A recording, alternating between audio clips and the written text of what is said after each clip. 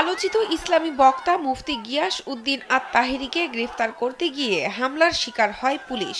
এ সময় তাহেরী ভক্তরা পুলিশের ৩টি গাড়ি ভাঙচুর করে আর মুফতি গিয়াস উদ্দিন আত-তাহেরীকে পালিয়ে যেতে সাহায্য করে। শনিবার রাত 11:30টার দিকে ব্রাহ্মণবাড়িয়ার বিজয়নগর উপজেলার চর ইসলামপুর ইউনিয়নের নাজিরাবাড়ি এলাকায় এই ঘটনা ঘটে।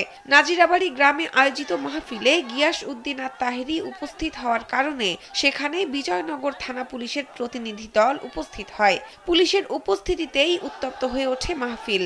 এ সময় গিয়াস উদ্দিন আত-তাহেরীকে তার ভক্তরা পাশের একটি বাড়িতে নিয়ে যায়। পরে সে বাড়ির পিছনের বিল দিয়ে ছদ্মবেশে পালিয়ে যান Taheri. Double million offer Walton fridge কিনে পেতে পারেন 20 লক্ষ টাকা, রয়েছে কোটি কোটি টাকার নিশ্চিত উপহার। মাহফিলের উপস্থিত উত্তেজিত জনতা পুলিশের ব্যবহৃত 3টি গাড়ির গ্লাস ভাঙচুর করে।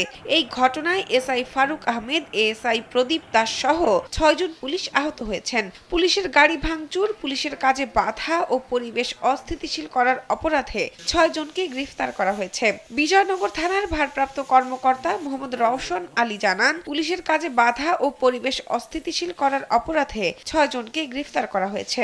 তার যে সাঙ্গপাঙ্গ ছিল, তার যে অনুসারী ছিল, তাদের কটনের মাধ্যমে তাকে কটন করে ফেলে, নিয়ে তাকে পালাতে সহায়তা করে এবং এক পর্যায়ে পুলিশের উপর তারা উদ্ধত্ত হয়ে তারা ঢিল, ইট পাটকেল এবং পুলিশকে আক্রমণ করে এবং আমার 3টা গাড়ি, পুলিশের ব্যবহৃত 3টা গাড়ি ভাঙচুর করে এবং আমার 6 জন পুলিশ সদস্য সেখানে আহত হয়।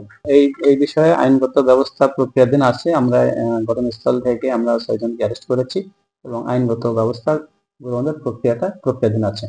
এর আগে 13 ডিসেম্বর আখাউড়ায় বিনা অনুমতিতে তাহেরীর মাহফিলের আয়োজন করা হয়। সেখানে পুলিশ গিয়ে দ্রুত মাহফিল শেষ করার কথা বলে হামলা চালিয়ে এক এসআই এর মাথা ফাটিয়ে দেয় তাহেরীর এক সমর্থক। মাহফিল থেকে পুলিশের বিরুদ্ধে উস্কানিমূলক বক্তব্য দেওয়ার অভিযোগ ওঠে। এই ঘটনায় তাহেরী সহ 15 জনের নাম উল্লেখ করে মামলা করেছে পুলিশ।